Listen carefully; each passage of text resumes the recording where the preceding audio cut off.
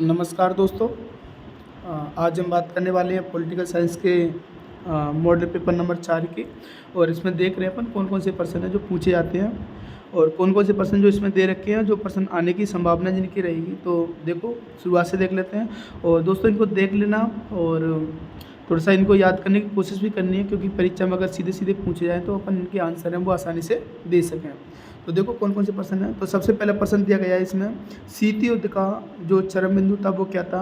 तो शीत युद्ध का चरम बिंदु दोस्तों मैं बता देता हूँ। जो शीत युद्ध शुरू हुआ था वो हुआ था द्वितीय विश्व युद्ध के समाप्त होने के बाद, यानी कि 1945 में शुरू हो गया था और ये खत्म हुआ था 1991 में। तो शीत युद्ध का जो चरम बिंदु था वो था क्यूबा मिसाइल संकट। और क्यूबा मिसाइल संकट यानी कि वो वाली स्थिति बन गई थी जहाँ हमें लगने लग गया था कि अब इन दोनों के मध्य यानी कि सोवियत संघ और यूएसए के मध्य में जो युद्ध है वो छिड़ सकता है। अगला प्रश्न है, सोवियत संघ के अंतिम राष्ट्रपति कौन थे। तो सोवियत संघ के अंतिम राष्ट्रपति थे मिखाइल गोर्बाचोव, जो अपने को याद रखना है। मिखाइल गोर्बाचोव सोवियत संघ के राष्ट्रपति 1985 में बने थे और 1991 में यूएसएसआर का विघटन हो गया था। आज़ादी के बाद से श्रीलंका की राजनीति पर किस समुदाय का सर्वाधिक प्रभाव पड़ा था या सर्वाधिक दबदबा रहा था। तो आज़ादी के बाद से श्रीलंका की राजनीति की बात करें तो दोस्तों यहाँ सर्वाधिक दबदबा रहा था सिंगली लोगों का। 29 अप्रैल 1954 को किन दो देशों ने पंचशील की घोषणा की थी। तो 29 अप्रैल 1954 को किन दो देशों ने पंचशील की। तो दोस्तों याद रखना, सीधा सीधा प्रश्न पूछा जाता है कि पंचशील का जो क्या नाम है सिद्धांत था या पंचशील घोषणा हुई थी वो किन दो देशों के मध्य हुई थी। तो ये भारत और चीन के मध्य में हुआ एक समझौता है। अगले प्रश्न की बात करें तो द्वितीय पंचवर्षीय योजना का जो मूल मंत्र था, वो द्वितीय पंचवर्षीय योजना का मूल मंत्र क्या था। तो द्वितीय पंचवर्षीय योजना का मूल मंत्र था तेज गति से संरचनात्मक बदलाव करना, यानी कि एकदम भारत की जो अवसंरचना है उसको बदलने का जो प्रयास है वो यहाँ से किया जा रहा था। जम्मू और कश्मीर राज्य को पुनर्गठित कर किन दो केंद्र शासित प्रदेशों का गठन किया गया था। तो किन दो केंद्र शासित प्रदेशों का गठन किया गया था। तो जम्मू कश्मीर बना था और एक लद्दाख बना था, यानी कि 2 यूटी बन गए थे, 2 केंद्र शासित प्रदेश है वो बन गए थे। मंडल मुद्दा किस वर्ग के लोगों से सरोकार रखता है, यानी कि मंडल मुद्दे का जो संबंध है वो किस लोगों से है, किन लोगों से है। तो ये अन्य पिछड़ा वर्ग के लोगों से। इसके बाद अवरोध के तर्क से तात्पर्य क्या है, यानी कि अवरोध का जो शाब्दिक अर्थ होता है वो क्या होता है। तो अवरोध का शाब्दिक अर्थ होता है वो होता है रोक और संतुलन, अर्थात जो युद्ध होने की संभावना है उसको रोकना और दोनों के मध्य में या 2 देशों के मध्य में संतुलन स्थापित करने की कोशिश करना।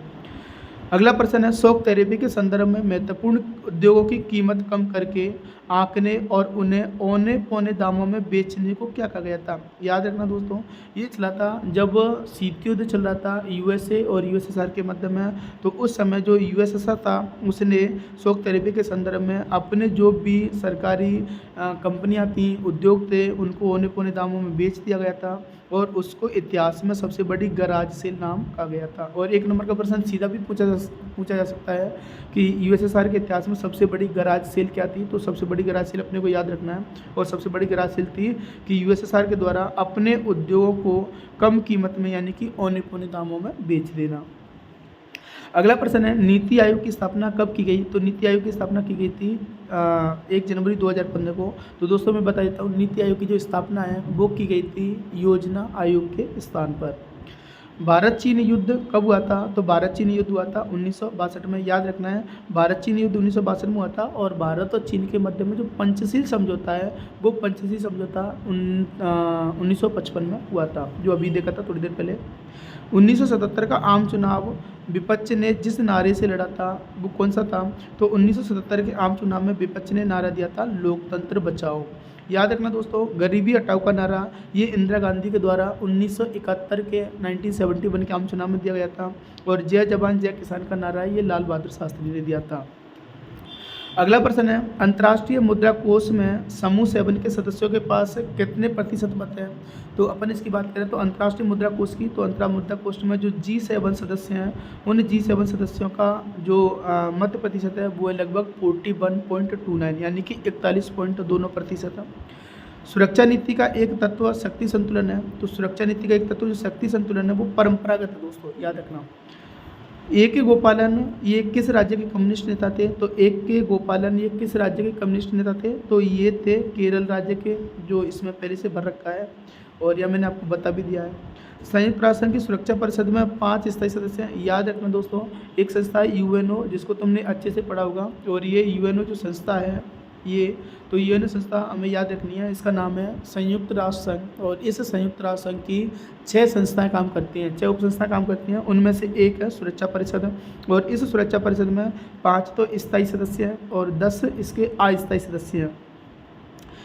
वर्तमान स्थिति, अगला प्रश्न, वर्तमान स्थिति में अंदरूनी जो आपातकाल है वो सिर्फ किस स्थिति में लगाया जा सकता है? यानी कि वर्तमान स्थिति की बात करें तो अंदरूनी जो आपातकाल है वो केवल और केवल सशस्त्र विद्रोह की स्थिति में लगाया जा सकता है, केवल इसी स्थिति में लगा सकते हैं अंदरूनी आपातकाल।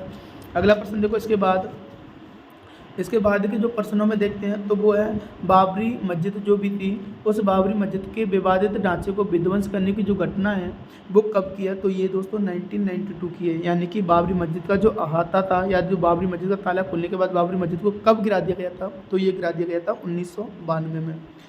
इसके बाद एक नंबर के प्रश्नों में कुछ अति लघुत्रात्मक प्रश्न है इसी मॉडल पेपर के। अपन मॉडल पेपर नंबर 4 में चल रहे हैं।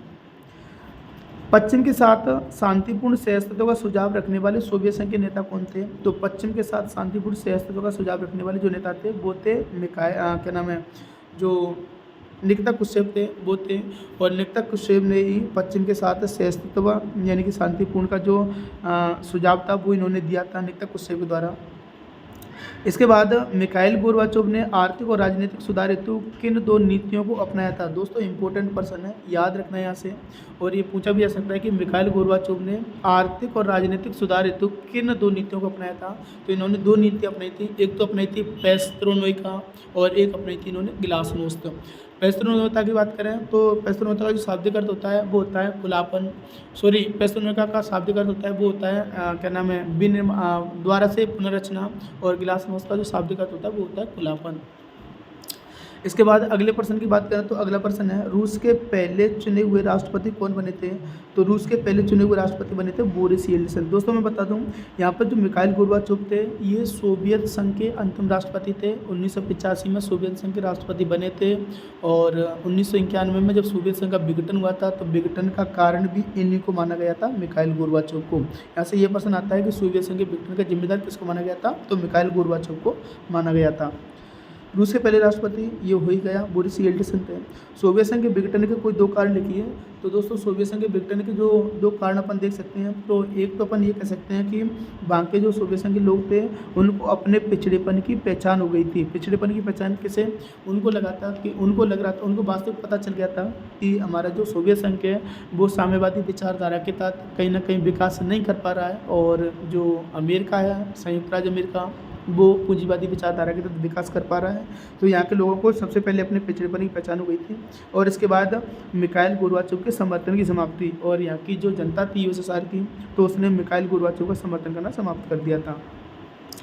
अगला प्रश्न दोस्तों याद रखना, ये भी इंपॉर्टेंट प्रश्न है। इसके बाद हाईवे ऑफ डेथ यानी कि मृत्यु का जो राजपथ है वो किसे कहा जाता है?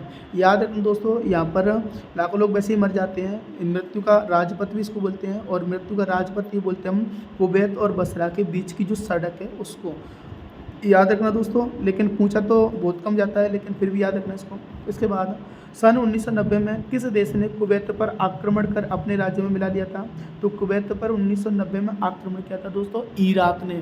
और इराक का जो वास्तविक उद्देश्य था वो था कुवैत में स्थित तेल भंडारों पर अपने कब्जा स्थापित करना। अगला प्रश्न है विश्व की साझी संपदा से क्या आशय है? अगर विश्व की साझी संपदा की बात करें तो ये दोस्तों इंपॉर्टेंट प्रश्न है, और यहाँ से याद भी रखना है कि साझी संपदा क्या है।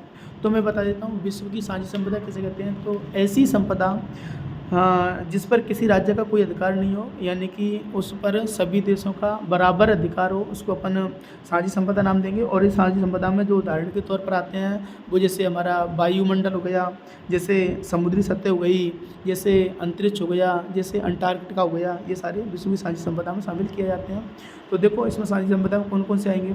तो विश्व की साझी संपदा में किसी संप्रभु राज्य का, संप्रभु राज्य अपन बोलते हैं स्वतंत्र देश का, हिस्सा नहीं होता, और उस पर किसी भी राज्य का नियंत्रण भी नहीं होता, यानी कि उस पर सभी देशों का बराबर का अधिकार होता है। जैसे वायुमंडल हो गया, समुद्री सतह हो गई, अंतरिक्ष हो गया, या फिर जैसे अंटार्कटिका हो गया, तो इन सभी पर अधिकार किसका होता है? तो सभी देशों का बराबर अधिकार होता है। अगले प्रश्न की बात करें तो भारत में किन लोगों को मूलवासी कहा जाता है। दोस्तों 1 नंबर का प्रश्न है, इंपॉर्टेंट है। भारत में किन लोगों को मूलवासी कहा जाता है, तो भारत में अनुसूचित जाति के लोगों को मूलवासी कहा जाता है। अनुसूचित जाति जिनको अपन एसटी बोलते हैं, तो एसटी के लोगों को क्या कहा जाता है, मूलवासी कहा जाता है। इसके बाद वैश्वीकरण के कारण किस क्षेत्र में राज्य की शक्ति में वृद्धि हुई थी। दोस्तों इसका आंसर है वो गलत लिखा हुआ है। अगर अपन बात करें वैश्वीकरण के क्षेत्र में, तो वैश्वीकरण के क्षेत्र में हमने देखा था, दोस्तों इसका आंसर मैं बता देता हूँ। वैश्वीकरण के क्षेत्र में हमने देखा था कि सर्वाधिक प्रौद्योगिकी बढ़ गई थी और प्रौद्योगिकी की वजह से राज्य के जो नागरिक थे, उन राज्य के नागरिकों में सूचना जुटा पाने में जो सरकार है वो बहुत ज़्यादा सक्षम हुई है। और ये वैश्वीकरण के क्षेत्र में राज्य की सर्वाधिक वृद्धि है, यानी कि राज्य की सर्वाधिक जो शक्ति बढ़ी है वो प्रौद्योगिकी के माध्यम से अपने जो भी नागरिक हैं उन नागरिकों के बारे में सूचना प्राप्त करना। तो ये इसका आंसर हो जाएगा। संरक्षणवादी की नीति क्या है, तो दोस्तों संरक्षणवादी की नीति की बात करें तो संरक्षणवादी की नीति होती है अपने देश के जो निजी उद्योग हैं या अपने देश के जो देसी उद्योग हैं या वस्तु हैं उनको प्रतिस्पर्धा से बचाने के लिए हम दूसरे देशों से आने वाले सामान पर अधिक चुंगी या जो टैक्स है वो लगा देते हैं, तो उसको कहते हैं अपन संरक्षणवाद का सिद्धांत। अगर सिंपल भाषा में बोली जाए तो संरक्षणवादी की जो नीति है वो वैश्वीकरण का विरोध करती है और देसी उद्योगों और वस्तुओं को प्रतिस्पर्धा से बचाने के लिए चुंगी और तटकर का, यानी कि तटकर अपन बोलते हैं टैक्स को, तो इसको लगाने का प्रयास करती है। महेंद्र सिंह टिकैत किस रूप में प्रसिद्ध हैं, तो दोस्तों इसकी बात करें तो महेंद्र सिंह टिकैत की बात करें तो अब इसके आंसर है वो लिखे हुए नहीं है, तो मैं बात करूं महेंद्र सिंह टिकैत कौन थे, तो महेंद्र सिंह टिकैत ये भारतीय किसान यूनियन जो देखते हैं हम, उस भारतीय किसान यूनियन के ये अध्यक्ष के रूप में उभर के आए थे। किसके रूप में, अध्यक्ष के रूप में, और अध्यक्ष किसके, तो भारतीय किसान यूनियन के अध्यक्ष के रूप में उभर के आए थे। इसके बाद राष्ट्रीय महिला आयोग की स्थापना कब की गई थी, तो राष्ट्रीय महिला आयोग की स्थापना दोस्तों की गई थी 1992 में। कब की गई थी, 1992 में राष्ट्रीय महिला आयोग की स्थापना है वो की गई थी। इसके बाद कुछ लघुतरात्मक प्रश्न है, तो लघुतरात्मक प्रश्नों की बात करें तो इसमें पहला आता है ऑपरेशन डेजर्ट स्टॉर्म क्या है। दोस्तों मैं बता दूं ऑपरेशन डेजर्ट स्टॉर्म, तो ऑपरेशन डेजर्ट स्टॉर्म में इससे पहले हमने एक प्रश्न देखा था कि इराक ने कुवैत पर हमला कर दिया था 1990 में, और हमले का जो वास्तविक उद्देश्य था वो था इराक द्वारा कुवैत के जो तेल भंडार थे उन पर कब्जा स्थापित करना। तो वही वाली बात है ऑपरेशन डेजर्ट स्टॉर्म, उसी को हम इसमें शामिल करते हैं। मैं ये कह रहा हूँ कि संयुक्त राज्य अमेरिका के नेतृत्व में 34 देशों की कुछ मिलीजुली सेनाएं थी, तो उन 34 देशों की मिलीजुली सेनाओं के द्वारा 1991 में इराक ने जब कुवैत पर हमला कर लिया था या कुवैत को जो अपने कब्जे में ले लिया था, तो 34 देशों की सेनाओं ने इराक पर हमला किया था और इराक पर हमला करने के बाद कुवैत को आज़ाद करवाया था। और कुवैत को जिस ऑपरेशन के नाम से आज़ाद करवाया था उसी को नाम देते हैं अपन ऑपरेशन डेजर्ट स्टॉर्म। दोस्तों इसका आंसर जो मैं बता देता हूँ, देखो हाँ इसमें बता देता हूँ दोस्तों, देखो एक बार इसका आंसर क्या है, तो संयुक्त राज्य अमेरिका के नेतृत्व में 34 देशों की मिलीजुली सेनाओं द्वारा 1991 में इराक से कुवैत को मुक्त कराने के लिए इराक के विरुद्ध जो सैनिक अभियान चलाया गया था उसका नाम है ऑपरेशन डेजर्ट स्टॉर्म, और यही अभियान अपने उद्देश्य में सफल भी रहा था। अगले प्रश्न की बात करें दोस्तों, इनका आंसर भी साथ ही साथ मैं बताता चलता हूँ ताकि आपको थोड़ा बहुत याद भी रह जाए और आपको यहाँ से याद भी करनी है। अगला प्रश्न है पूर्वी पाकिस्तान के लोग मूलतः पश्चिमी पाकिस्तान के विरोधी क्यों थे। तो अगर पूर्वी पाकिस्तान के लोगों की बात करें तो पूर्वी पाकिस्तान के लोग बहुत ज़्यादा विरोध कर रहे थे पश्चिमी पाकिस्तान के लोगों का। क्यों, क्योंकि पश्चिमी पाकिस्तान के जो लोग थे वो पूर्वी पाकिस्तान के लोगों पर एक तो अपनी उर्दू भाषा थोप रहे थे और दूसरी यहाँ की जो संस्कृति थी उसको नष्ट करने का प्रयास है वो कर रहे थे, तो ये अपने को पता होना चाहिए। तो इसका आंसर है वो एग्जैक्ट आंसर ये है कि पूर्वी पाकिस्तान के लोग, अगर पूर्वी पाकिस्तान के लोगों की बात करें तो पूर्वी पाकिस्तान के लोग पश्चिम पाकिस्तान के दबदबे और अपने उर्दू भाषा को लादने के खिलाफ थे। यानी कि जब पूर्वी पाकिस्तान के लोगों पर पश्चिम पाकिस्तान के लोग अपनी उर्दू भाषा थोप रहे थे तो सिंपल सी बात है पूर्वी पाकिस्तान के लोग उनका क्या कर रहे थे, विरोध कर रहे थे। पाकिस्तान के निर्माण के तुरंत बाद ही यहाँ के लोगों ने बंगाली संस्कृति और भाषा के साथ किए जा रहे जो दुर्व्यवहार था उसके खिलाफ इन्होंने विरोध जताना है वो स्टार्ट कर दिया था। मैं ये कह रहा हूँ कि जब पश्चिम पाकिस्तान के लोगों ने पूर्वी पाकिस्तान के लोगों पर अपनी संस्कृति और भाषा को थोपने का प्रयास किया था तो पूर्वी पाकिस्तान के लोगों ने इनका विरोध करना स्टार्ट कर दिया था। अगली प्रश्न की बात करें तो अगला प्रश्न है आतंकवाद क्या है। तो तो आतंकवादी की जो सिंपल सी परिभाषा होती है वो मैं बता दूं दोस्तों। तो आतंकवाद एक राजनीतिक हिंसा होती है, जो आंसर भी हम अपने को दिख रहा होगा थोड़ा बहुत। तो आतंकवाद क्या होता है? तो आतंकवाद एक राजनीतिक हिंसा होती है जिसमें निशाना जो आम नागरिक होते हैं उन पर लगाया जाता है, और ताकि समाज में दहशत है वो पैदा की जा सके। और इससे अपन कह सकते हैं कि समाज में दहशत पैदा करके ये लोग अपना जो वर्चस्व है या जो अपना दबदबा है वो कायम करते हैं। और इसके जो जाने पहचाने जो उदाहरण देखने को मिलते हैं वो हमें देखने को मिलते हैं, जैसे कोई विमान हाईजैक कर लिया, विमान अपहरण कर लिया, कोई भीड़ भरे स्थान है जैसे रेलवे स्टेशन हो गए, होटल हो गए, बाजार हो गए, धर्मस्थल हो गए, आदि जगहों पर ये बम लगाकर क्या करते हैं? विस्फोट करते हैं। तो दोस्तों इसका आंसर ये है कि आतंकवाद की बात करें तो आतंकवाद एक राजनीतिक हिंसा है, यानी कि ये पॉलिटिकल जो लोग होते हैं, नेता लोग होते हैं उनके द्वारा करवाई जाती है, जिसका निशाना नागरिक होते हैं ताकि समाज में दहशत यानी कि समाज में डर पैदा किया जा सके। और इसकी जो प्रमुख चिर परिचित का जो सिंपल सा मतलब होता है जानी पहचानी। तो चिर परिचित का मतलब होता है जानी पहचानी। तो जानी पहचानी घटनाएं कौन सी देखने को मिलती हैं? तो जानी पहचानी घटनाएं होती हैं जैसे विमान का अपहरण कर लिया, भीड़ भरी जगहों पर जैसे रेलवे स्टेशन हो गए, होटल हो गए, बाजार हो गए, धर्मस्थल हो गए, तो इन जगहों पर ये लोग क्या करते हैं? तो बम लगाकर विस्फोट है वो कर देते हैं। अगले प्रश्न की बात करें तो क्योटो प्रोटोकॉल के विषय में आप क्या जानते हैं? तो दोस्तों मैं बता दूं, क्योटो प्रोटोकॉल का जो सिंपल सा अर्थ है वो ये है कि ये क्योटो प्रोटोकॉल जापान के क्योटो नामक शहर में लगभग जापान के क्योटो नामक शहर में हुआ था। और हुआ कब था? तो ये 1997 में 1997 में हुआ था। और इसका जो वास्तविक उद्देश्य था वो था ग्रीन हाउस गैसों के उत्सर्जन में कमी करना। क्यों? क्योंकि जो ग्रीन हाउस गैसें हैं उनके अधिक उत्सर्जन से हमारी जो ग्लोबल वार्मिंग है, एक तो वो हीट वेव है यानी कि तापमान है वो बढ़ रहा है, और दूसरा जो ओजोन परत है उसमें छिद्र हो रहा है। वास्तविक इसका आंसर क्या है? तो देखो, क्योटो प्रोटोकॉल की बात करें तो क्योटो प्रोटोकॉल ये हमारा क्योटो प्रोटोकॉल है। तो क्योटो प्रोटोकॉल जलवायु परिवर्तन के संबंध में विभिन्न देशों के सम्मेलन का आयोजन जापान के क्योटो शहर में हुआ था। और ये हुआ कब था? तो दिसंबर 1997 में हुआ था। और इस सम्मेलन में लगभग 150 देशों ने हिस्सा लिया था। इसके अंतर्गत औद्योगिक देशों के लिए, यानी कि औद्योगिक देशों का मतलब है जिन्होंने उद्योगों को सर्वाधिक विकसित कर लिया है, उनके लिए ग्रीन हाउस गैसों के उत्सर्जन को कम करने के जो लक्ष्य हैं वो इसमें निर्धारित किए गए थे। यानी कि आप लोगों को ग्रीन हाउस गैसों के उत्सर्जन को लगातार धीरे धीरे किस प्रकार से और किस लेवल तक कम करना है, इसके लक्ष्य वो यहाँ पर निर्धारित हैं, वो किए गए थे। अगले प्रश्न की बात करें तो वैश्वीकरण के विरोध में वामपंथी क्या तर्क देते हैं? वैश्वीकरण की बात करें दोस्तों तो वैश्वीकरण के विरोध में जो वामपंथी होते हैं वो क्या तर्क देते हैं? तो वैश्वीकरण के विरोध में जो वामपंथी आलोचक वो तर्क देते हैं कि जो मौजूदा जो वैश्वीकरण है वो विश्वव्यापी पूंजीवादी की एक खास अवस्था है। यानी कि ये लोग विरोध करते हुए कहते हैं कि जो वैश्वीकरण है वो पूंजीवादी मॉडल है एक प्रकार से, और इस पूंजीवादी मॉडल से जो धनिक यानी कि जो धनी लोग होते हैं, जो अमीर लोग होते हैं वो तो और अमीर हो जाते हैं, और वहीं पर जो गरीब लोग होते हैं वो और ज़्यादा गरीब हो जाते हैं। और ऐसा कौन कहते हैं? तो ऐसा कहते हैं वामपंथी विचारधारा के लोग। सिंपल सा मतलब समझेंगे इसका। सिंपल सा मतलब ये है कि ये जो वैश्वीकरण है, ये वैश्वीकरण एक प्रकार की पूंजीवादी विचारधारा है, और इसमें अमीर लोग तो और अधिक अमीर होते चले जाते हैं और गरीब लोग और अधिक गरीब होते चले जाते हैं। अगले प्रश्न की बात करें दोस्तों तो अगले प्रश्न में देखो, अगला प्रश्न ये कह रहा है कि दक्षिण एशिया के सारे झगड़े सिर्फ भारत और उसके पड़ोसी देशों के बीच ही नहीं, इस कथन को स्पष्ट कीजिए। प्रश्न समझ में आया होगा। यानी कि दक्षिण एशिया के सारे झगड़े हैं वो सिर्फ भारत और उसके पड़ोसी देशों के बीच में ही नहीं होते। प्रश्न का मतलब समझो, बीच में नहीं होते। वो ये कह रहा है क्या ये कथन सही है? अगर ये कथन सही है तो स्पष्ट कीजिए।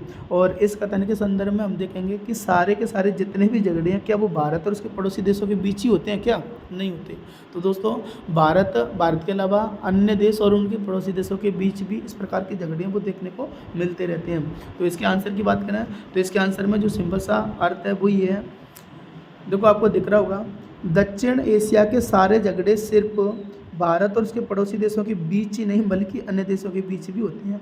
जैसे हम देखते हैं कि नेपाल और भूटान भी तो आपस में लड़ते रहते हैं, और इसके बाद बांग्लादेश और म्यांमार, इनके बीच में भी नेपाली जो मूल जाति के लोग हैं उनके कारण इनमें जो म्यांमार और बांग्लादेश के बीच में जो तलब है वो बनी रहती है, और यहीं पर ये देश भी आपस में लड़ते रहते हैं।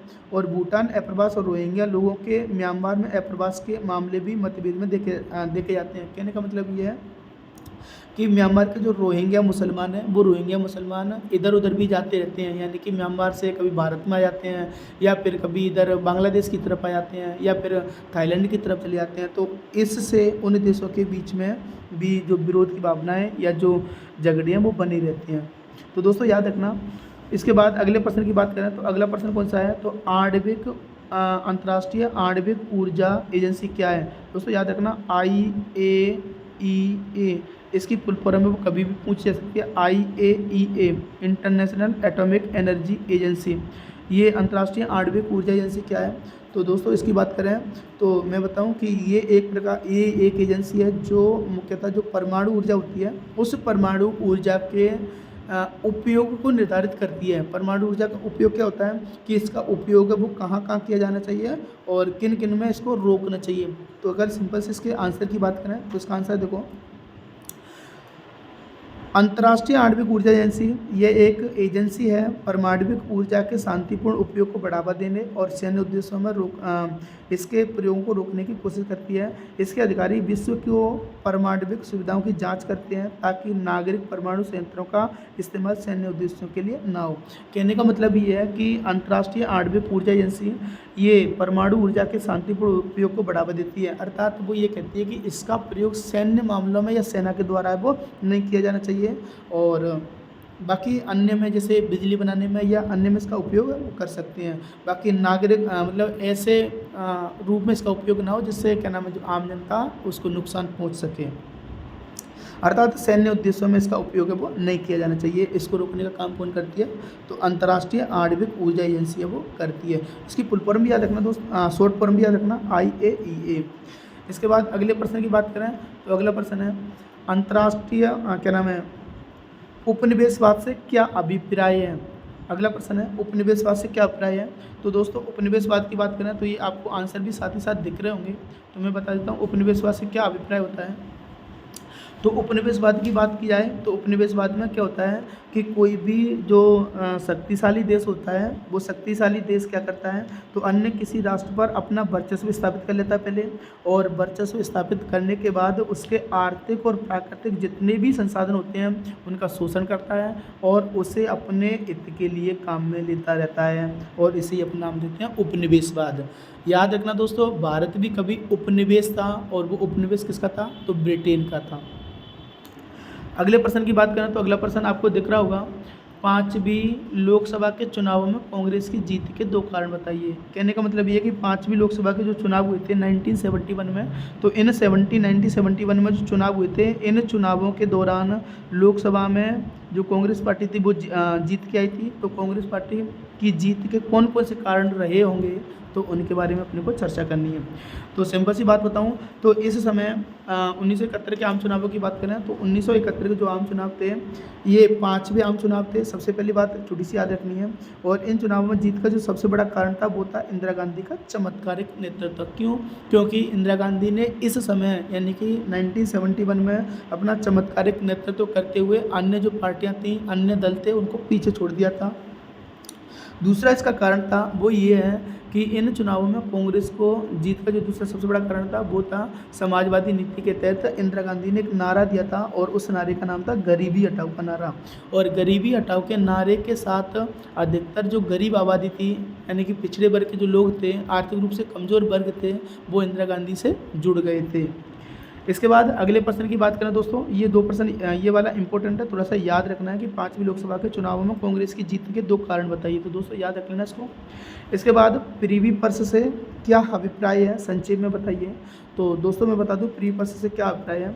तो प्रिवी पर्स की बात करें तो भारत में स्वतंत्रता प्राप्ति के बाद जब देसी रियासतें थीं तो उन देसी रियासतों को भारत संघ में शामिल किया गया था, और जब देसी रियासतों को भारत संघ में सम्मिलित कर लिया गया था तो इसके तत्कालीन शासक यानी कि इन रियासतों पे जो राजा महाराजा शासन कर रहे थे तो उन राजा महाराजाओं की रियासतें वो चली जाएंगी और राजा महाराजाओं की रियासतें चली जाएंगी। तो कहने का मतलब ये है कि सिंपल सी बात है जो राजा महाराजा है वो बेरोजगार हो जाएंगे, और राजा महाराजा बेरोजगार हो जाएंगे तो उनको जीवन भत्ता या कुछ गुजारा भत्ता दिया जाएगा, यानी कि कुछ पेंशन भत्ते दिए जाएंगे, और उसी पेंशन या जीवन भत्ते को अपना नाम देते हैं प्रिवी पर्स। याद रखना दोस्तों, आने की संभावना रहेगी इसकी प्रिवी पर्स की। इसके बाद अगले प्रश्न की इसके बाद अगले प्रश्न की बात करें तो अगला प्रश्न इसका, नर्मदा बचाओ आंदोलन के प्रमुख नेता का नाम बताइए और इन्होंने इस आंदोलन को कैसे आगे दिख रहा हुआ दोस्तों, नर्मदा बचाओ आंदोलन के प्रमुख नेता का नाम बताइए, उन्होंने इस आंदोलन को कैसे आगे बढ़ाया था। तो नर्मदा बचाओ आंदोलन की बात करें तो नर्मदा बचाओ आंदोलन के जो प्रमुख नेता थे दोस्तों वो थे मेधा पाटकर, और इन्होंने 1980 के दशक में, चलो इसको आंसर की सीधी सीधी बात कर लेते हैं जो आपको समझ में भी आ जाएगा और आपको लिखना भी कैसे है। तो देखो, जो नर्मदा बचाओ आंदोलन था, इस नर्मदा बचाओ आंदोलन के नेता थे, देखो मैं बताऊं दोस्तों, ये नर्मदा बचाओ आंदोलन ये चला था मध्य प्रदेश में। क्यों? क्योंकि जो नर्मदा नदी है वो मध्य प्रदेश में गुजरती है। तो नर्मदा बचाओ आंदोलन, इसके जो प्रमुख नेता थे वो थे मेधा पाटकर। 1980 के दशक में इस आंदोलन की तरफ लोगों का जो ध्यान है वो एकदम आकर्षित हुआ था, और एकदम से आकर्षित कब हुआ था, जब विस्थापित लोग संगठित हो गए थे। मैं ये कह दूँ दोस्तों कि नर्मदा बचाओ आंदोलन क्या है, तो नर्मदा बचाओ आंदोलन एक प्रकार से नर्मदा नदी पर बनाए जा रहे छोटे मध्यम आकार के और बड़े आकार के काफ़ी अधिक बांध थे, उन बांधों के विरोध में या उन बांधों की वजह से बाकी जो आम जनता थी उस आम जनता को विस्थापित होना पड़ रहा था, यानी कि एक स्थान से दूसरे स्थान पर जाना पड़ रहा था। तो इस वजह से जो विस्थापित हुए लोग थे वो एक संगठन बनाकर एक साथ आ गए थे, और एक साथ आने के बाद उन्होंने नर्मदा बचाओ आंदोलन वो चलाया था। याद रखना है, इसके जो मुख्य नेता थे तो वो तो थे मेधा पाटकर, और अन्य जाने माने जो कार्यकर्ता थे उनमें एक तो बाबा आमटे का नाम लिया जाता है और एक का नाम लिया जाता है सुंदरलाल बहुगुणा का। बाबा आमटे और सुंदरलाल बहुगुणा। इसके बाद अगले प्रश्न की बात करें तो इसका अगला प्रश्न है कि अलगाववाद का जो अर्थ है वो स्पष्ट कीजिए। तो अलगाववाद का जो अर्थ है दोस्तों इसकी बात करें तो अलगाववाद क्या होता है, तो अलगाववाद की जो सिंपल सी परिभाषा होती है वो ये होती है कि किसी भी क्षेत्र में, यानी कि कोई भी जैसे राज्य है या कोई भी एक देश है, सो उस देश में कुछ क्षेत्र को अलग करके नया यानी कि स्वतंत्र देश बनाने की मांग करना या स्वतंत्र राज्य बनाने की मांग करना। और इसी से अलग हुआ जो राज्य है या जो स्वतंत्र राज्य है, जब वो अलग हो जाता है तो वो एक अलग देश बन जाता है। और इसकी जो शुरुआत होती है वो होती है क्षेत्रवादी की भावना से लेकर, यानी कि अपने क्षेत्र को कुछ मूल्यों के आधार पर अलग पहचान दिलवाने की कोशिश करना। तो देखो सिंपल सी परिभाषा में हमें लिखना कैसे है, तो सिंपल सी परिभाषा में हमें लिखना है अलगाववाद से अभिप्राय एक राज्य से कुछ क्षेत्र को अलग करके स्वतंत्र राज्य की स्थापना की मांग है। यानी कि सिंपल सी बात है, कुछ क्षेत्र को अलग करने के बाद उससे अलग स्वतंत्र राज्य बनाया जाएगा और संपूर्ण इकाई से अलग अपना स्वतंत्र अस्तित्व बनाए रखने की मांग ही क्या कहलाती है, अलगाववाद कहलाती है। और इसकी जो शुरुआत होती है वो क्षेत्रवाद की भावना से होती है। दोस्तों अलगाववाद की बात करें तो अलगाववाद के तहत हमने कुछ देखे भी हैं, जैसे पंजाब हरियाणा में सिखों के आंदोलन चलते हैं, वो खालिस्तान की मांग करते हैं।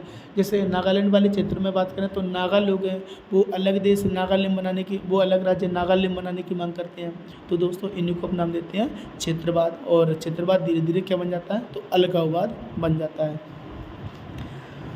अगले प्रश्न की बात करें तो अगला प्रश्न है, भारत में क्षेत्रीय दलों के विकास के कोई दो कार्य लिखिए। क्षेत्रीय दलों के विकास, यानी कि भारत में जो क्षेत्रीय दलों का जो विकास हुआ है वो किस वजह से हुआ है। तो क्षेत्रीय दलों का जो विकास हुआ है दोस्तों वो ये हुआ है, देखो मैं बताऊं, एक तो भारत में जो क्षेत्रीय विभिन्नता है यानी कि भौगोलिक विभिन्नता है वो काफ़ी ज़्यादा है, और भौगोलिक विभिन्नता की वजह से सभी क्षेत्रों के लोगों की समस्याएँ भी अपनी अलग अलग हैं, और सभी क्षेत्रों के लोगों की जो समस्याएँ भी अपनी अलग अलग हैं। तो इस वजह से उन सभी की समस्याओं को कोई एक व्यक्ति मंच पर नहीं ला पाता है, तो इस वजह से उन क्षेत्रों से नई नई पार्टियां बनकर उभरती हैं। दूसरा, राजनीतिक दलों की जो महत्वाकांक्षी प्रवृत्ति है उसके कारण और अपने अस्तित्व को बनाए रखने के लिए क्षेत्रीय भावनाओं को अपने स्वार्थ के लिए वो क्या करते हैं, तो उसको वो अपने तरीके से या अपनी भावनाओं को आगे बढ़ाने के लिए उनको उनका उपयोग करते हैं। तो इस वजह से भी क्षेत्रीय दल हैं, उन क्षेत्रीय दल क्या करते हैं, धीरे धीरे बनने लग जाते हैं अपनी अपनी समस्याओं को लेकर। इसके बाद दोस्तों देखो इसमें प्रश्न आ गए हैं अब खंड साके, और खंड साके जो प्रश्न आएंगे वो आएंगे आपके 3-3 नंबर के, और यहाँ से अपने 3-3 नंबर के जो प्रश्न है वो स्टार्ट हो जाएंगे, और 3-3 नंबर के जो प्रश्न आने वाले हैं वो आने वाले हैं लगभग आपके 4 प्रश्न, 17, 18, 19, 20। ये 4 प्रश्न आपको 3-3 नंबर के देखने को मिलेंगे। और 3-3 नंबर के प्रश्नों में देखो तो सबसे पहला प्रश्न है, प्रथम पंचवर्षीय योजना पर अपने विचार व्यक्त कीजिए। दोस्तों यहाँ से जो प्रश्न है वो थोड़े से आपको काफ़ी ज़्यादा ध्यान रखने हैं। और ध्यान क्यों रखने हैं, क्योंकि 3-3 नंबर के प्रश्न अगर छूट जाते हैं तो कहीं ना कहीं हमारा अधिक से अधिक नंबरों का जो लॉस है वो हो जाएगा। तो लॉस नहीं होना चाहिए दोस्तों, इसके लिए थोड़ा सा पढ़ लेना इनको। तो प्रथम पंचवर्षीय योजना की बात करें, इस पर विचार अपने व्यक्त करें। तो प्रथम पंचवर्षीय योजना की बात करें तो सबसे पहले याद रखना कि प्रथम पंचवर्षीय योजना 1951 से 1956 तक बनाई गई थी। और इस योजना में सर्वाधिक जो बल दिया गया था वो दिया गया था कृषि पर, यानी कि सर्वाधिक जोर कृषि पर दिया गया था। और इस योजना के जो योजनाकार थे वो कौन थे, तो वो थे के.एन. राज। इस प्रथम पंचवर्षीय पीसी मालनोबिस दोस्तों दूसरी पंचवर्षीय योजना के योजनाकार थे। तो पहली पंचवर्षीय योजना के कौन थे, के.एन. राज। और बाकी इसकी डैश वर्ग की बात करें तो डैश वर्ग के माध्यम से या हिसाब से इसका जो आंसर है वो सटीक आंसर क्या बैठता है। तो देखो प्रथम पंचवर्षीय योजना 1951 से 1956 की कोशिश देश को गरीबी के मकड़जाल से निकालने की थी। दोस्तों मैं बताऊं, यहाँ की बात करें तो जब देश आज़ाद हुआ था तो देश में काफ़ी ज़्यादा गरीबी फैली हुई थी। तो पहली योजना में हमने सबसे पहले जो योजना बनाई थी वो ये थी कि देश को गरीबी के मकड़जाल से कैसे निकाला जाए। इसमें सर्वाधिक जोर दिया गया था कृषि पर। और इस योजना के अंतर्गत जब हम कृषि पर जोर देंगे तो कृषि के लिए सिंचाई की आवश्यकता होगी, तो सिंचाई के क्षेत्र में भी क्या करना पड़ेगा, निवेश करना पड़ेगा। इस योजना में भूमि सुधार पर सर्वाधिक जोर दिया गया था। दोस्तों हमने कृषि पर जोर दिए थे, और कृषि पर जोर दिए थे तो ये सारे के सारे सुधार कृषि से संबंधित हैं, जैसे सिंचाई के लिए योजना लाना या बांध बनाना या फिर भूमि सुधार करना। और उसे देश के विकास की बुनियादी चीज़ माना गया था। योजनाकारों का बुनियादी लक्ष्य था राष्ट्रीय आय के स्तर को ऊंचा करना।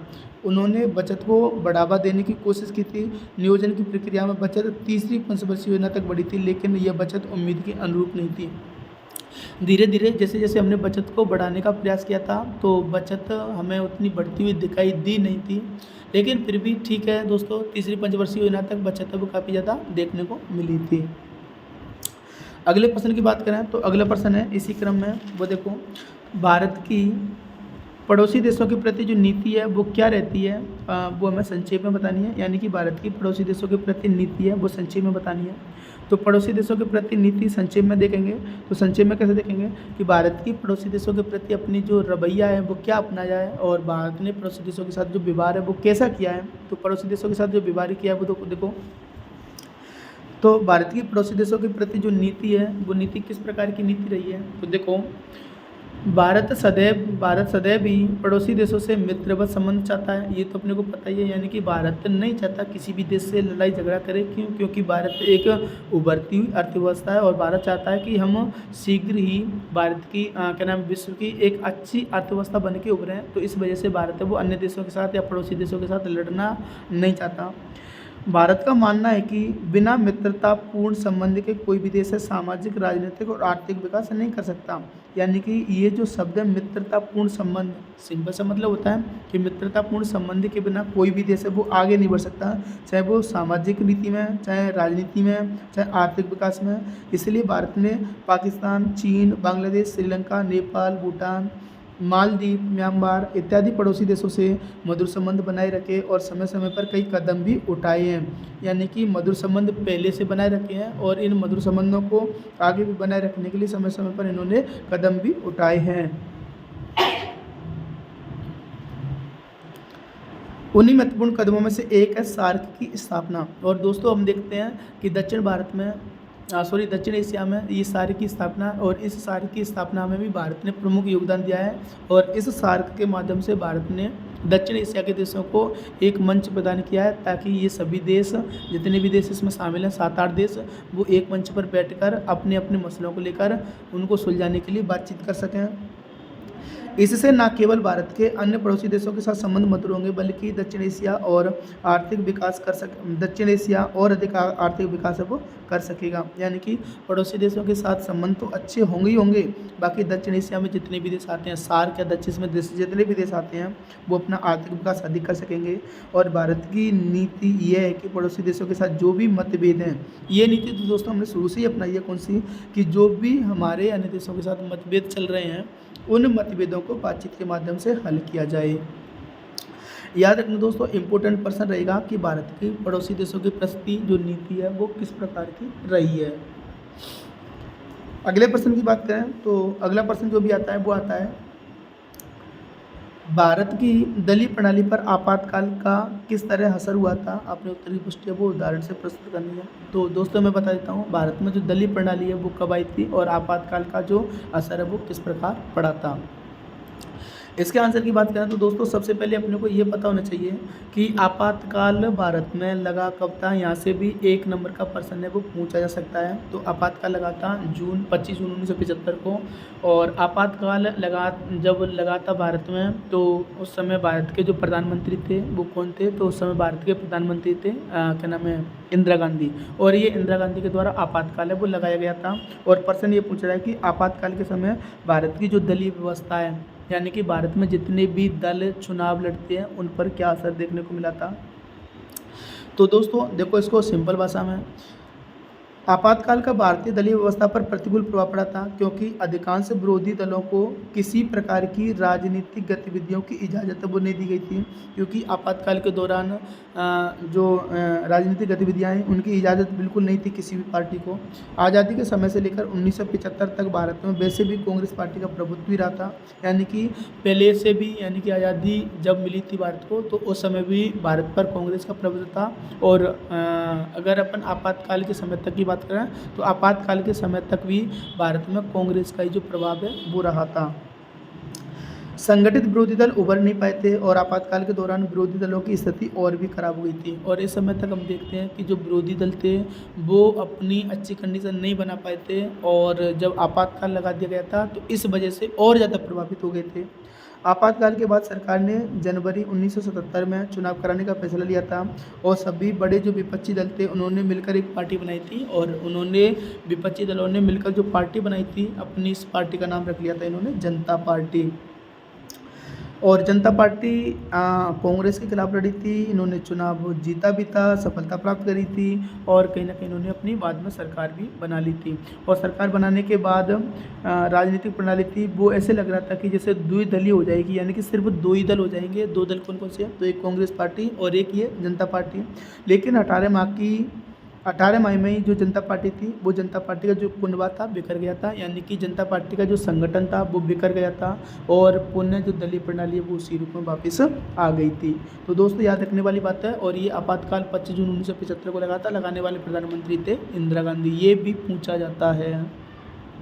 और दोस्तों मैं यही बता दूं कि आपातकाल के बाद पहले गैर कांग्रेसी प्रधानमंत्री भी बने थे, और गैर कांग्रेसी प्रधानमंत्री बने थे वो इसी पार्टी के थे, जनता पार्टी के। और जनता पार्टी के पहले प्रधानमंत्री कौन बने थे, तो वो बने थे मोरारजी देसाई। और मोरारजी देसाई लगभग 18 महीने तक रहे थे। और इनके बाद जो प्रधानमंत्री बने थे जनता पार्टी के ही, वो बने थे चौधरी चरण सिंह। और इनको भी कुछ समय में ही इस्तीफा है वो देना पड़ा था। और इसके बाद 1980 में मध्यावधि चुनाव भी करवाए गए थे। अगला प्रश्न देखो दोस्तों, अगला प्रश्न कौन सा आता है, तो अगला प्रश्न आता है 1990 के पश्चात भारत में राजनीतिक दलों के कौन से गठबंधन उभरे थे, उनके किन्हीं दो परिणामों को उजागर कीजिए।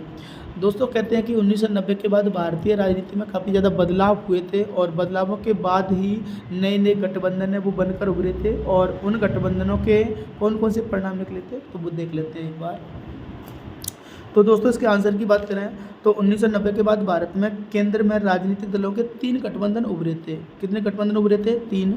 तो सबसे पहले हम देखते हैं कि 1996 और 97 में देवगौड़ा और इंद्र कुमार गुजराल के नेतृत्व में एक पार्टी बन के आई थी, संयुक्त मोर्चा सरकार। और ये संयुक्त मोर्चा सरकार में संयुक्त मोर्चा पार्टी की सरकार बनी थी, और जिसे कांग्रेस ने कैसे समर्थन दिया था, दूर से, यानी कि बाहर से इसने कांग्रेस को क्या नाम है, बाहर से कांग्रेस ने इसको समर्थन है वो दे दिया था। कौन सी पार्टी को, तो संयुक्त मोर्चा की पार्टी को।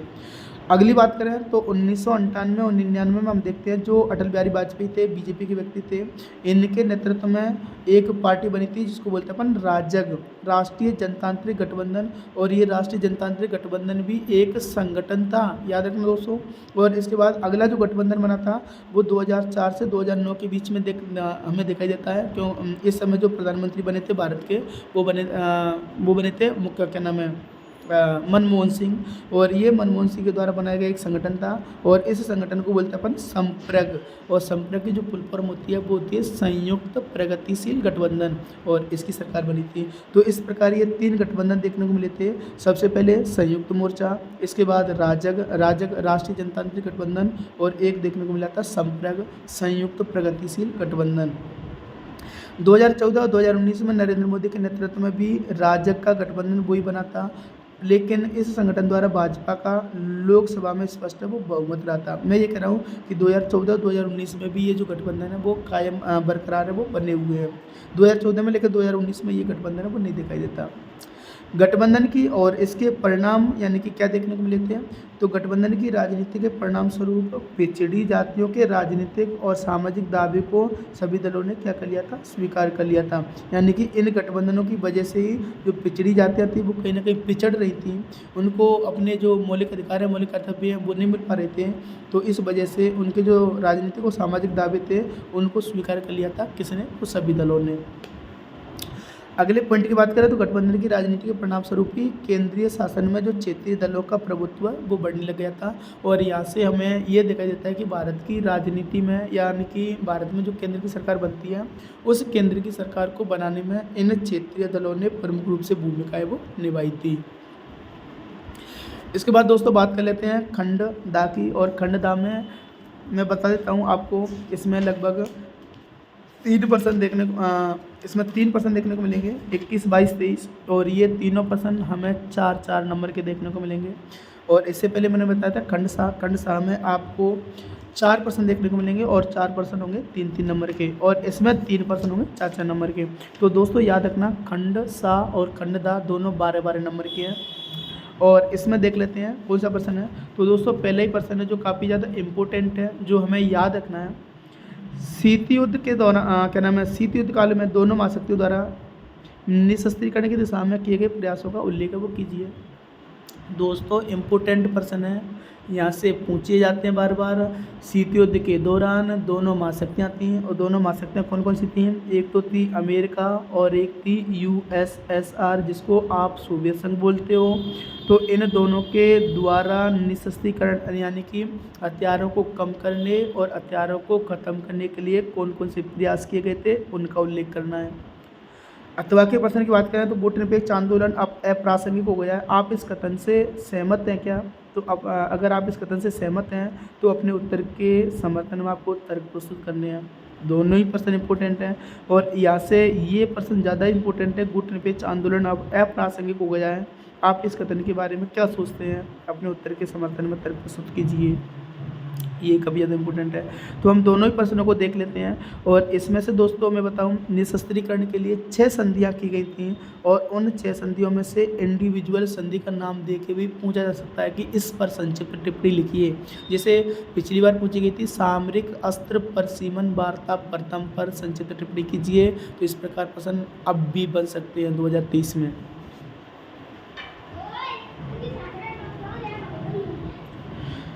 तो दोस्तों देखो इसका जो पहला आंसर है वो ये देख लेते हैं यहाँ से। और पहले आंसर में मैं बताऊँ निशस्त्रीकरण के जो प्रयास हैं वो प्रयास कैसे कैसे किए गए थे। तो देखो दोस्तों,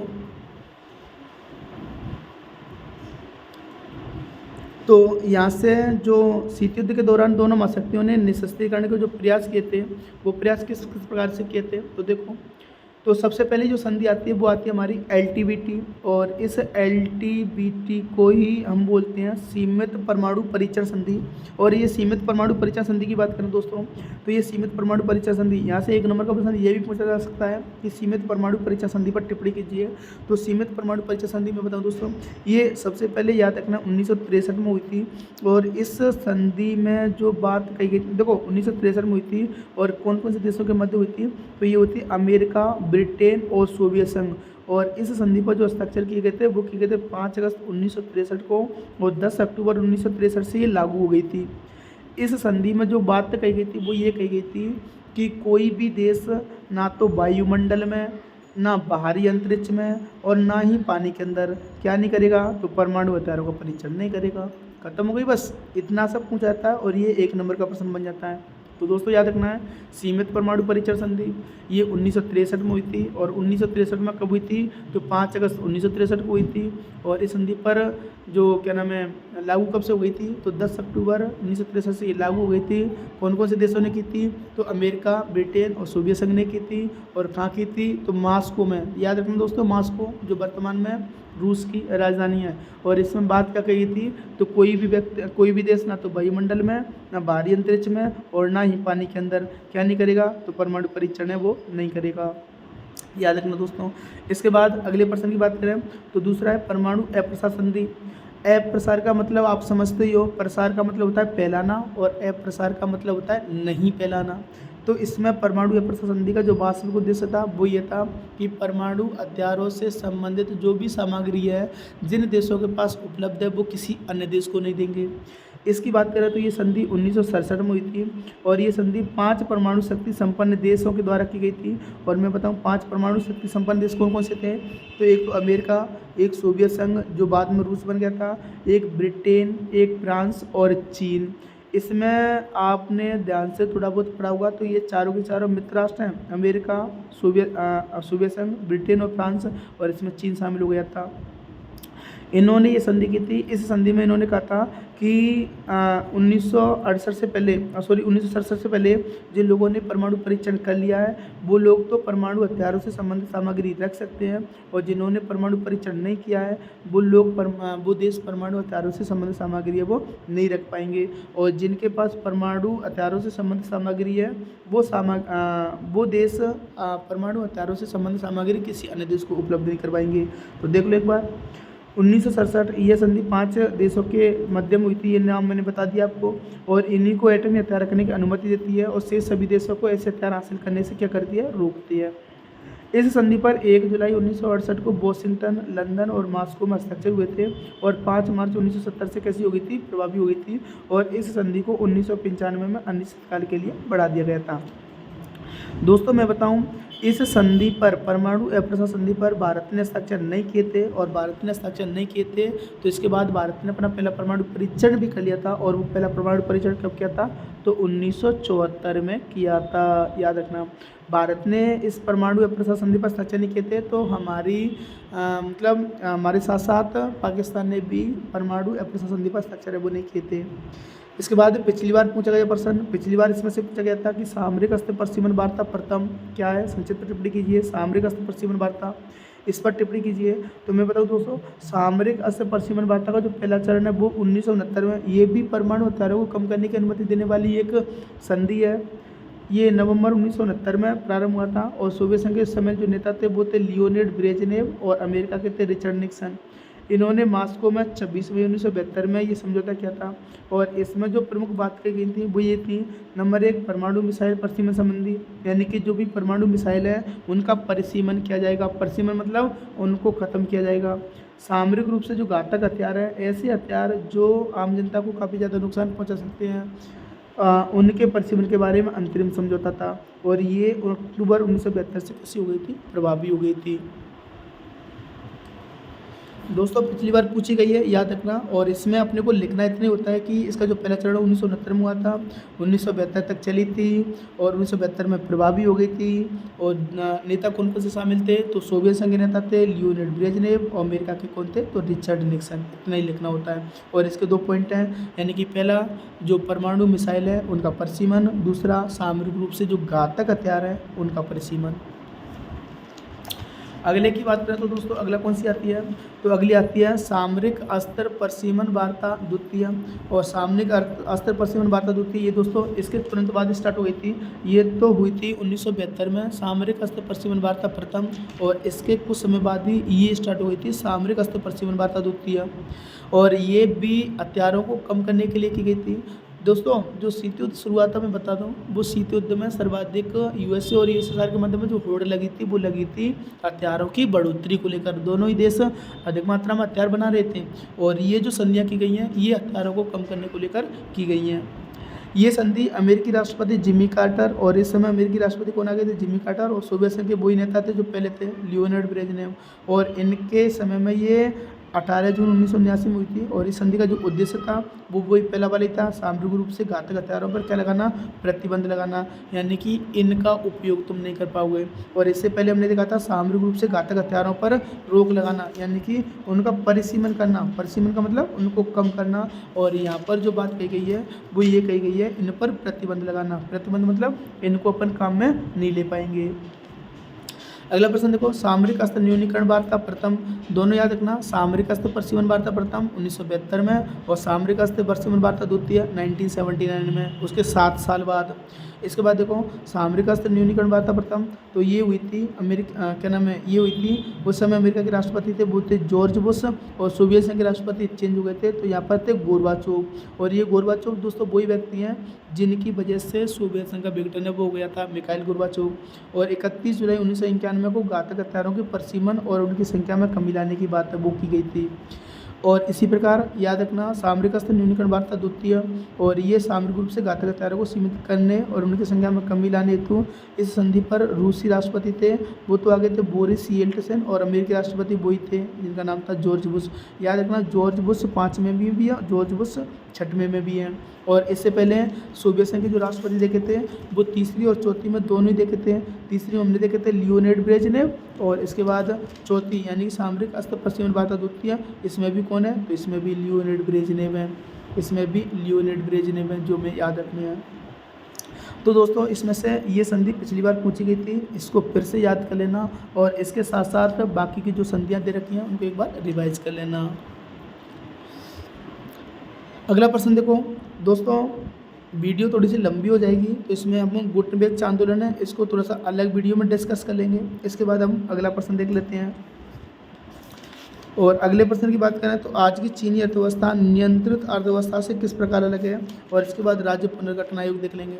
तो आज की चीनी अर्थव्यवस्था नियंत्रित अर्थव्यवस्था से किस तरह अलग है, तो इसको देख लेते हैं, और ये इम्पोर्टेंट प्रश्न भी है। आज की चीनी अर्थव्यवस्था, और आज की चीनी अर्थव्यवस्था को देखें तो ये नियंत्रित अर्थव्यवस्था से यानी कि पहली वाली अर्थव्यवस्था से काफ़ी ज़्यादा अलग है। तो देखो किस प्रकार से अलग है, तो इसका तो देखो दोस्तों ये किस प्रकार से अलग है। तो सबसे पहले आज की चीनी अर्थव्यवस्था उसकी नियंत्रित अर्थव्यवस्था से भिन्नता ली हुई है, और दोनों के अंतर को अगले बिंदुओं के माध्यम से हम देखेंगे। बिंदु के माध्यम से कैसे देखेंगे, तो सबसे पहले देखो नियंत्रित अर्थव्यवस्था बनाम खुले द्वार की अर्थव्यवस्था। बनाम का मतलब होता है दोस्तों मध्यम है। नियंत्रित अर्थव्यवस्था यानी कि जिस पर पहले सरकार का नियंत्रण हुआ करता था। खुली द्वार की अर्थव्यवस्था, खुली द्वार की अर्थव्यवस्था का मतलब होता है दूसरे देशों के साथ व्यापार करना, यानी कि सरकार का नियंत्रण कम से कम, सरकार का हस्तक्षेप कम से कम। चीन की नियंत्रित अर्थव्यवस्था में कृषि और उद्योगों पर पहले राज्य का नियंत्रण था।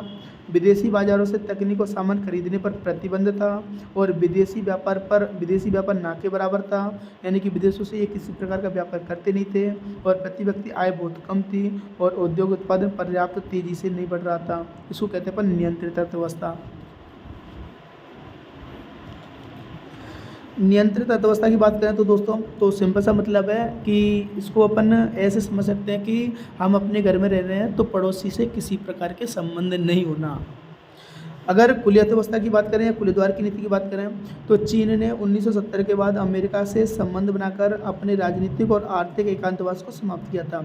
1970 से पहले चीन किसी भी देश के साथ व्यापारिक संबंध वो नहीं रखता था, और इसने सबसे पहले जो व्यापारिक संबंध स्थापित किए थे वो 1970 के बाद स्थापित किए थे। 1978 में इसने आर्थिक सुधार और खुले द्वार की नीति अपनाई थी। इस नीति के तहत उसने कृषि, उद्योग और सेना, विज्ञान, प्रौद्योगिकी के क्षेत्र में आधुनिकीकरण पर बल दिया था, और विदेशी पूंजी और प्रौद्योगिकी के निवेश से उच्चतर उत्पादकता को प्राप्त करने पर इसने जोर दिया था। कहने का मतलब ये है कि 1970 से पहले चीन की अर्थव्यवस्था नियंत्रित थी, और 1970 के बाद चीन की अर्थव्यवस्था कैसी हो गई, तो खुली द्वार की नीति हो गई। अगले पॉइंट की बात करें तो अगला पॉइंट है राज्य नियंत्रित अर्थव्यवस्था बनाम निजीकरण की मूलक अर्थव्यवस्था। यानी कि राज्य नियंत्रित अर्थव्यवस्था यानी कि ऐसी अर्थव्यवस्था जिस पर राज्य का नियंत्रण हो, और निजीकरण मतलब जिस पर राज्य का नियंत्रण नहीं हो।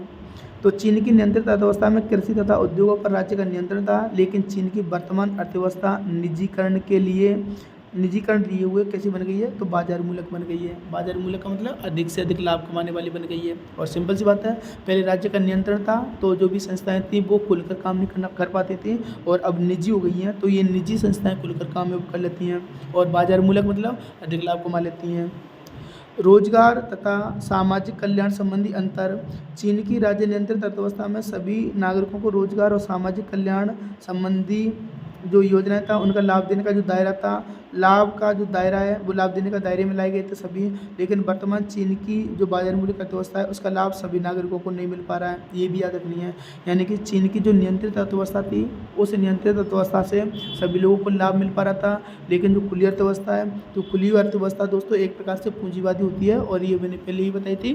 पूंजीवादी क्या करती है, जो अमीर लोग होते हैं उनको तो अमीर बनाती जाती है, और जो गरीब लोग होते हैं वो गरीब होते चले जाते हैं। अर्थात अमीर और गरीबों के मध्य में जो फैसला है वो बढ़ता चला जाता है। इसके बाद विदेशी निवेश संबंधी अंतर। तो विदेशी निवेश संबंधी अंतर की बात करें तो चीन की नियंत्रित अर्थव्यवस्था में विदेशी निवेश नगण्य रहा है, नगण्य मतलब नहीं के बराबर रहा है, जबकि वर्तमान अर्थव्यवस्था में यह प्रत्यक्ष विदेशी निवेश के लिए आकर्षक देश बनकर उभर रहा है। अर्थात उस समय जो बंद अर्थव्यवस्था थी तो उस समय विदेशी निवेश बिल्कुल नहीं के बराबर था, और वर्तमान में प्रत्यक्ष विदेशी निवेश यानी कि जो विदेशी कंपनियां होती हैं वो सर्वाधिक अब क्या कर रही हैं, तो सर्वाधिक चीन में आके अपने जो सेटअप हैं, अपने जो उद्योग धंधे हैं वो विकसित कर रही हैं। इसके बाद दोस्तों अथवा वाला प्रश्न है वो नहीं देखेंगे, इसके बाद देखेंगे हम सीधा अगला प्रश्न। और अगले प्रश्न की बात करें तो ये प्रश्न काफ़ी ज़्यादा इंपॉर्टेंट है, और इम्पोर्टेंट प्रश्न में अपने को याद क्या रखना है, तो राज्य पुनर्गठन आयोग की आवश्यकता क्यों हुई, राज्य पुनर्गठन आयोग का कार्य क्या था, इसकी प्रमुख सिफारिशें क्या थी। दोस्तों याद रखना इंपॉर्टेंट प्रश्न है, और ये आने की संभावना रहेगी, और हो सकता है ये आपको 6 अप्रैल को पूछ भी लिया जाए। तो राज्य पुनर्गठन आयोग की आवश्यकता क्यों हुई थी, और राज्य पुनर्गठन आयोग का जो कार्य था वो क्या था, इसकी प्रमुख सिफारिशें क्या थी।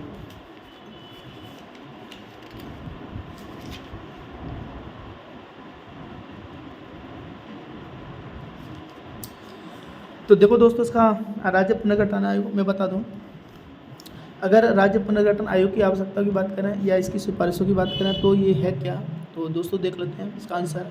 तो मैं बताऊं, यानी कि जब देश आज़ाद हो गया था तो आज़ादी के बाद सभी देशी रियासतों को एकत्रित किया गया था, देशी रियासतों को जोड़ के एक अखंड भारत बनाया गया था।